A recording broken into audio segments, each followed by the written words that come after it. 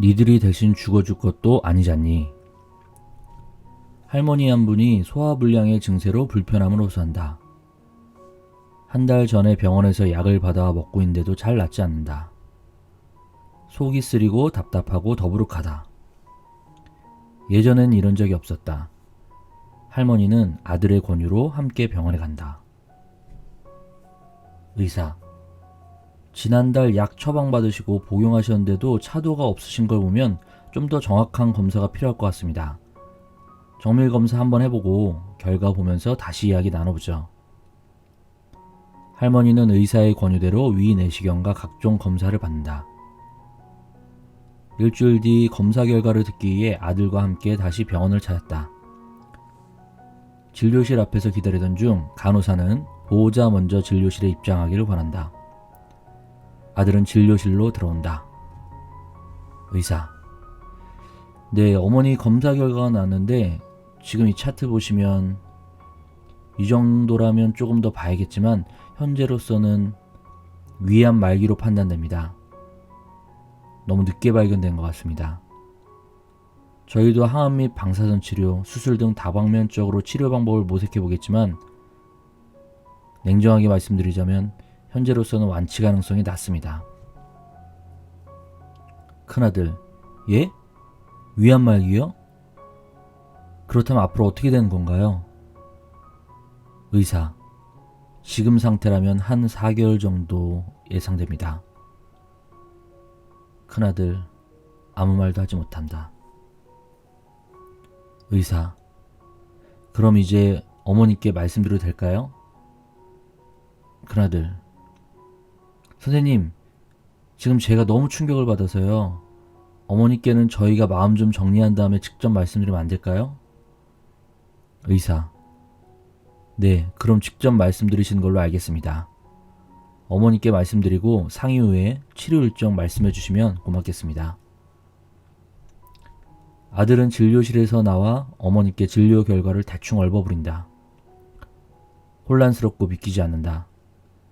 앞으로 어떻게 해야 할지 막막하기만 하다. 평생 고생만 시켜드린 것 같아 눈물이 나온다. 불안한 마음에 동생들에게 연락했고 함께 모여 이야기를 나눈다. 큰아들, 어머니 검사 결과가 나왔는데 위암 말기시란다. 너무 늦게 발견이 돼서 지금 상태라면 앞으로 4개월 정도밖에 남지 않았다고 하던데 이제 어떻게 해야 될까? 바로 말씀드리면 충격받으실까봐 우선 괜찮다고 이야기는 드렸는데 어머니한테도 말씀드려야 하지 않을까? 둘째 딸, 뭐? 엄마가 위암 말기라고? 이게 무슨 날벼락이야. 우리 엄마 불쌍해서 어떡해. 오빠, 우리도 지금 듣고 놀랐는데 엄마 이 사실 하시면 충격받으실 거야. 우선 엄마 낫게 해보자. 좋다는 병원, 좋다는 수술, 약, 하여튼 뭐든지 좀 찾아보고 엄마 나을 수 있게 다 해본 다음에 그렇게 해도 안 되면 그 다음에 말씀드려도 돼. 굳이 지금 말씀드릴 필요 없어. 암 치료는 마음이 반이라는데 괜히 아시면 더 충격받으실지 모르니까 그냥 우선 우리끼리만 알고 있고 엄마 낫게끔 도와드리자. 뭐라도 해봐야지 않겠어? 셋째 아들, 그래 형, 누나 생각이 맞는 것 같아. 가족들은 어머니의 병에 대해서 천천히 말씀드리기로 하고 치료할 방법이 없는지 찾아보기로 한다. 그런데 할머니는 검사 결과가 궁금하다. 아들의 표정이 어두웠고 자세히 말해주지 않았기 때문이다. 그리고 며칠 뒤 아들은 어머니께 찾아와 조심스럽게 검사 결과에 대해 말을 꺼낸다. 아들, 엄마, 며칠 전에 병원에서 나온 검사 결과 있잖아요. 그거 뭐냐면 엄마가 위가 많이 안 좋으시대요. 그런데 요새 의료기술도 좋아지고 약도 좋아지고 그래서 치료받으면 나을 수도 있대. 그러니까 엄마, 우리 포기하지 말고 희망 갖고 입원해서 한번 치료받아보자, 응? 할머니는 아들의 이야기에 깜짝 놀랐지만 그래도 나을 수 있다는 말에 희망을 갖고 입원을 결정한다. 입원하지 않으면 딱히 다른 방법도 없었다. 병원에 입원한 후 아들은 의사와 검사, 치료 방법, 수술 날짜를 결정했다. 할머니도 치료 일정을 알고 싶어 간호사에게 물어봤지만 간호사는 보호자가 말해줄 거라고만 했다. 자신과는 상의도 하지 않은 채 아들에게 보호자 서명을 받아 한다. 그리고 치료가 시작되었다. 긍정적인 마음을 가져오지만 호전되진 않는 것 같다. 통증은 점점 심해진다. 검사와 치료가 계속되며 지친다. 호흡이 가빠지고 점점 기운이 없어진다. 할머니의 병세는 점점 악화되었고 결국 중환자실로 옮겨진다. 의식이 흐려지고 인공호흡기를 연결한다. 그리고 어느 날 아들은 가족들을 불러 모은다. 큰아들, 이런 말하기 좀 그렇지만 이제 우리 그만 어머니 보내드리자. 둘째 딸, 뭐라고? 오빠 미쳤어? 엄마 인공호흡기 떼자고? 아니 끝까지 해봐야 할 거 아니야. 이러다가 살아날 수도 있잖아. 아직 손도 따뜻하고 숨도 쉬고 있는 사람을 죽이자고? 그게 고생해서 길러주신 엄마한테 할 짓이야? 난 절대로 그렇게 못해. 큰아들, 야, 너 말을 그런 식으로 해야 돼? 솔직히 말해서 너 엄마 치료받으시는 동안 병원비 한 푼이라도 보태봤어? 우린 엄마 병원비 때문에 애들 학원도 다 끊고 대출받고 집도 전세해서 월세를 돌렸어. 알아? 나라고 엄마 죽이고 싶어서 그래? 너만 잘랐어? 너만 효녀야? 나도 마음 아파. 나라고 속 시원하겠냐? 둘째 딸, 아이고 그니까 결국엔 돈 때문에 엄마 죽이겠다는 거였네. 왜? 언니가 그러라고 시켰어? 다툼이 계속되던 중 전화벨이 울린다. 병원에서 온 전화였다. 어머니께서 위독하시다는 소식이었다. 서둘러 병원으로 향한다. 중환자실에 도착해보니 어머니의 호흡과 맥박은 느려졌고 뇌파도 약해졌다. 어머니의 임종이 코앞에 다가왔다. 둘째 딸, 의사 선생님, 우리 어머니 이렇게 가시면 안 돼요. 우리 어머니가 막내 너무 예뻐하셨어요. 우리 어머니 막내 보고 가셔야 해요. 지금 오고 있어요. 막내도 어머니 임종 못 보면 평생 한 맺힐 거예요. 우리 막내 올 때까지만 살아있게 해주세요. 네? 뭐라도 좀 해주세요. 의사는 있는 힘을 다해 심폐소생술을 한다. 침대가 휘청거리고 갈비뼈가 부서질 정도로 힘이 가해진다. 막내 아들이 도착해서야 심폐소생술은 끝이 나고 이윽고 의사의 사망 선고가 떨어진다. 말기암을 진단받고 눈을 감는 순간까지 벌어질 수 있는 일이다. 가족들은 환자인 어머니를 위해 최선을 다했다. 하지만 여기서 주목해야 할 부분은 이 모든 과정의 당사자인 할머니의 목소리가 빠져있다는 점이다.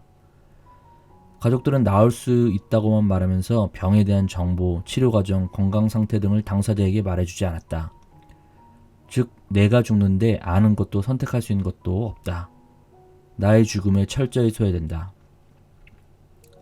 한 조사에 의하면 환자의 40%는 자신의 병 상태에 대해 알지 못했다고 한다. 이처럼 환자가 말기 진단을 받는 경우 가족들은 걱정과 주저함으로 숨기는 경우가 있다. 이유를 물어보면 어떻게 이야기를 꺼내야 할지 모르겠다고 말한다.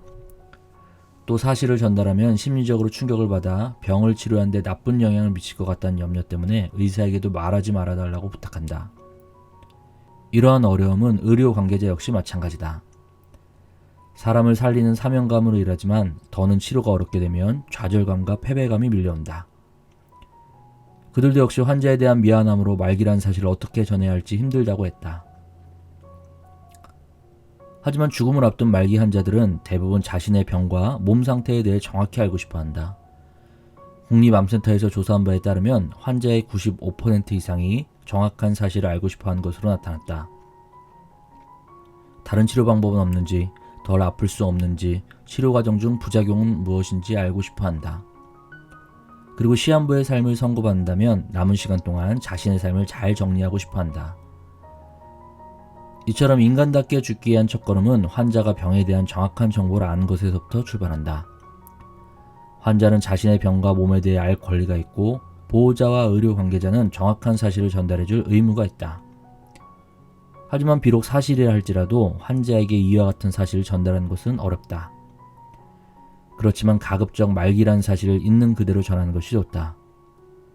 물론 처음 이 사실을 들으면 큰 충격을 받을 수 있다. 그래서 전달하는 데는 세심한 주의가 필요하다.